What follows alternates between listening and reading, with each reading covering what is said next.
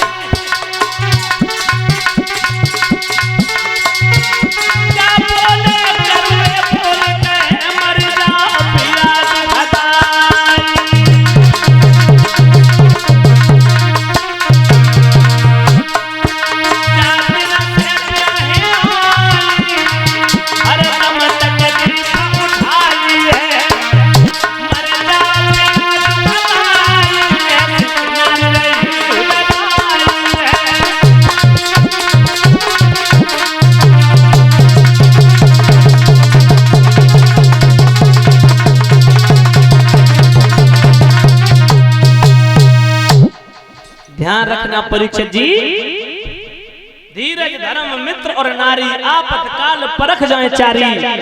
अगर पति के ऊपर दुख आए तो पत्नी का कर्तव्य है उसमें हिस्सा लेना, उस दुख को बटाना, उस दुख में अपनी अहम भूमिका निभाना। और जिस घर में पति और पत्नी के एक विचार होते हैं परीक्षित जी, वो घर स्वर्ग तुल्य है। और जिस घर में पति पत्नी के विचार एक नहीं होते वो घर नरक के समान है, नरक तुल्य है। क्योंकि स्त्री और पुरुष परीक्षित जी ये रथ के 2 पहिया होते हैं, रथ रूपी 2 पहिए। अगर एक पहिया में हवा कम हो जाए तो गाड़ी धच्चड़ पच्चड़ हो गई, जिंदगी कटेगी लेकिन अच्छी से नहीं कटेगी, अच्छी तरीके से अच्छे से नहीं कटेगी, धच्चड़ पच्चड़ होगी। अगर पत्नी और पत्नी के एक विचार हैं तो परीक्षित जी फिर तो जिंदगी में 4 चांद लग जाते। ध्यान रखना। तो माताओं, ये 3 देवता हैं आप लोगों के लिए, साक्षात 3 देवता। कौन कौन से? सास पहली देवी, दूसरो देवता ससुर और तीसरो देवता पति। पति नहीं, दूल्हा। ध्यान रखना, ये 3 साक्षात देवता होते हैं घर में। भैया वो पंखा माता, सास ससुर पति की सेवा करना हर स्त्री का परम कर्तव्य बनता है।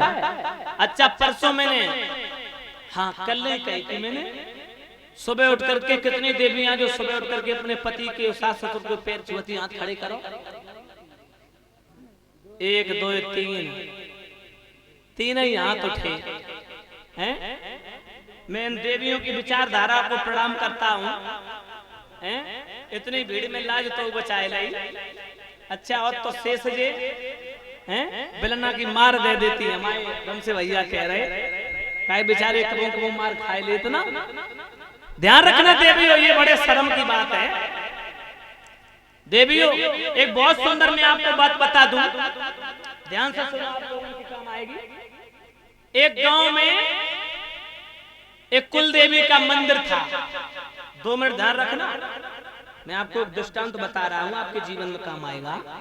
परीक्षित जी, एक गांव में कुल देवी का मंदिर था और उस गांव की परंपरा थी कि किसी भी भैया की शादी होके आती थी तो पहले नई बहू मंदिर में जाकर के कुल देवी की पूजा करती थी, उसके बाद घर के अंदर प्रवेश होती थी।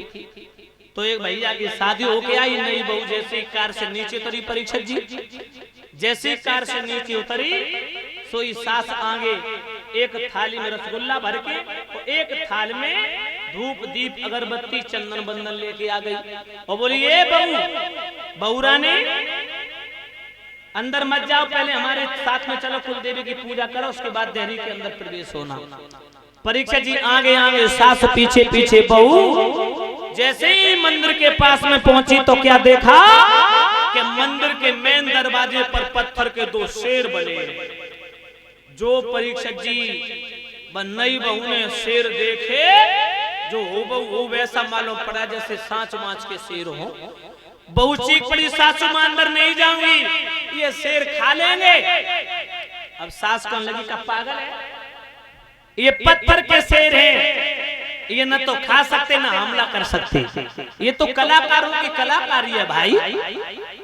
अब परीक्षित जी सास कहने लगी आ, तो शेर डसे लेते, मैं आगे आगे तू पीछे जा, आगे आगे बहू, वो आगे आगे, सास पीछे पीछे, बहू